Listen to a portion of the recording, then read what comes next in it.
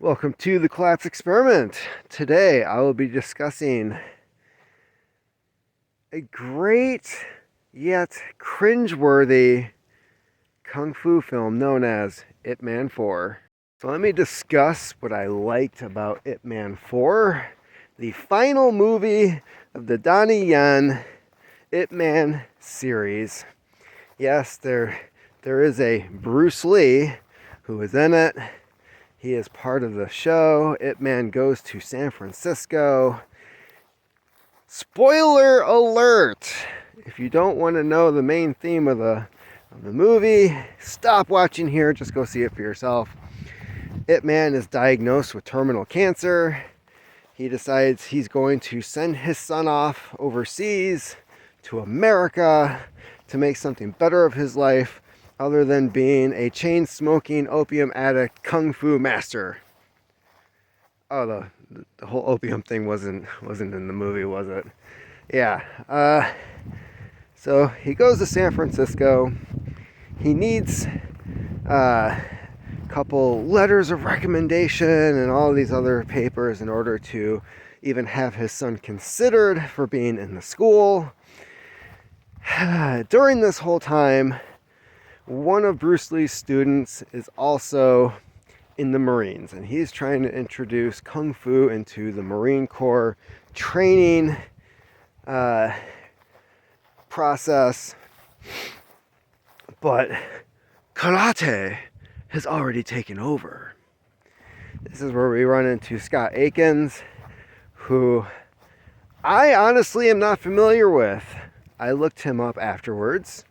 He appears to have been in several movies I've already seen, although couldn't tell you what they were, except for Ip Man 1. I did notice he was in Ip Man 1. Not sure who he was in that movie, but he was in it. So I thought that was interesting. He comes back and he's the drill sergeant. One of his students, a karate student, gets his ass handed to him by Ip Man in a Chinese festival. So then Scott Akins, goes on a rampage and he beats all the masters except for Ip Man. And you kind of see where this story's going. Side note, Ip Man's son wants to learn Kung Fu. He doesn't want to go to school in America. Meanwhile, one of the Tai Chi masters, who I believe was a Wu style from what I saw him doing in the movie, his daughter, he's trying to teach his daughter Tai Chi, Kung Fu. She has no interest in it. She wants to be a cheerleader. Because there's a career path for you. So anyways, Ip Man finally realizes that, time is short, and he loves his son, and if that's what his son wants to do, then perhaps that is what he should be teaching his son, instead of spending all this time trying to ship him off somewhere else that's not home, and they treat Chinese people like shit. Here's the cringe part of the movie. Some of the most racist stereotypes, racist things you have ever heard in your life, perhaps you will find it in this movie. And for the most part, it is white people. So I don't know if Ip Man was trying to go woke.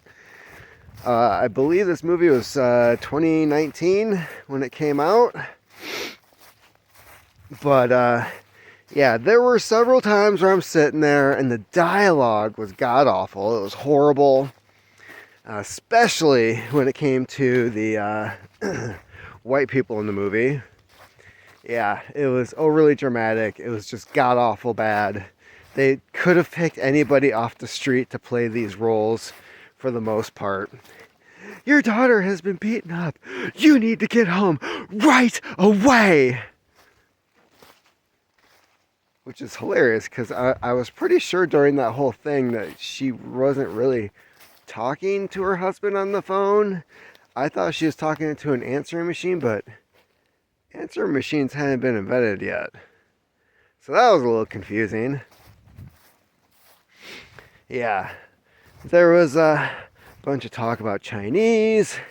There's at one point where a black Marine was stuck in an arm bar, and he was saying, I give up, I surrender, blah, blah, blah. And then they're giving him shit about that because they're like, you're a Marine, you don't surrender, you do, or you die. And then it's like, I can't remember if they actually break his arm or not, which would have been like horribly stupid considering the amount of money that the Marine Corps already invested into this guy. You kind of want him to continue training, maybe teach him how not to be put in an armbar by a karate guy who doesn't usually do arm bars because that's not a karate thing. Yeah, there's some weird stuff with this movie. They threw in a lot of stuff that just it didn't fit. I mean, overall the fight scenes were good. They were pretty good. I'm not overall impressed with the Scott Aiken guy that a lot of other kung fu movie channels are praising, saying like he's the greatest thing to keep kung fu going, or at least the movies. He seems like, in my opinion, and I hope this guy doesn't hunt me down to kick my ass, but he's just like another B-rate movie actor who wants to be, you know, Jean-Claude Van Damme, but he's like 30 years too late because that's not a thing anymore. The latest craze in action movies seems to be taking actors with no history of being an action star, having them set up with a really good crew of fight choreographers, trainers, and a good script, a good fucking director, and then making a movie, which is good. Now, I don't know if Scott Akins could have played nobody in the movie Nobody. Like, does he seem like the kind of guy that's just going to be going 9 to 5 at some shit job with a wife and 2 kids? I highly doubt it. So, or even Brad Pitt in Bullet Train. Like, Scott Akins is not going to fit that role.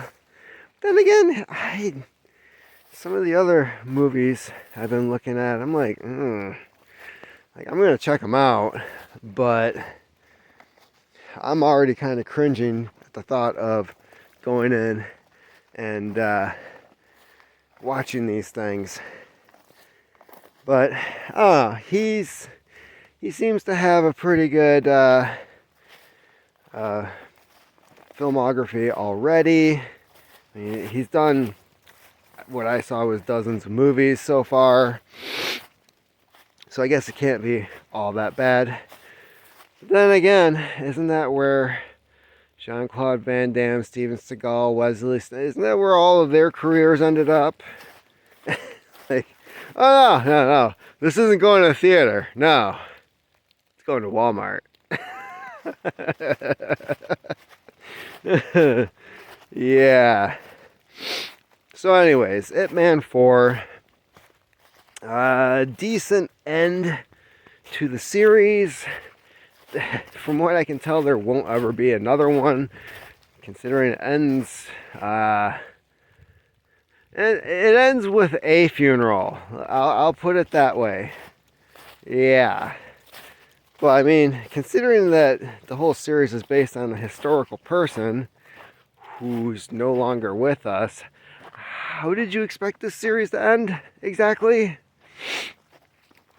So yeah, Ip Man 4, some decent fight scenes overall. Biggest gripes would have to be the dialogue, the message of white people were horrible and god awful and so bad that even Ip Man was like, I am not sending my kid to this country. Hell no. Yeah. And man, was there anything else worth mentioning? Oh yeah, there's the one book, the one actual book that Bruce Lee published. You know those, let's see here, there's 4 of the other one, and that one. So I think altogether there's what, like 5 books that are credited to Bruce Lee. Yeah, he never published those except for the very first one. I think that was right after he got out of college. That was the one that he published. That was the one that they used in the movie. So at least they kept that historically accurate. Unlike Dragon the Bruce Lee story where they were like, oh, he's stuck in the hospital from a fight that never happened. And his wife took all of his notes together and published his book without his permission. Which never happened. Yeah. So anyways, Donnie Yen. I'll do another video on him later about his career, because I feel like that guy got robbed. Robbed by Hollywood like so many others. But Ip Man 4, honestly, I've heard people say it was comparable to the first movie. No, there was some stuff in it that rubbed me the wrong way. The fight scenes were good, but I will say, I think overall, there's some good points to it, there's some bad points to it, but I'm gonna say like 3 out of 5, just because, you know, you can have a crappy movie and have like really good fight scenes that make up for it. But the fight scenes, in my opinion, weren't all that great. I mean, it was kind of what you would expect after watching the first 3. But the plot and the dialogue was just god awful. So, I mean, I've heard some bad kung fu movies in my time. I've watched some totally horrible ones that made me question things about my life. But no, I wouldn't say that this went that far. But when you're insulting the audience that you're trying to sell the movie to, that's where I kind of got pissed. Because all the white people were bad. All of them. There wasn't a single one. You had a group of guys who were trying to beat up a Chinese girl. Yeah. Because that by itself, I mean, there's no way you can try to make that look good. The bitchy cheerleader, who's obviously racist. And, oh yeah, the immigration officials. I've never seen immigration officers running around in black leather jackets. Was that ever a thing? Yeah. So anyways, that's about it. 3 out of 5. Ip Man. You can find it on Netflix. I'm going to get out of this ice storm now. That is still going on. Keep on typing.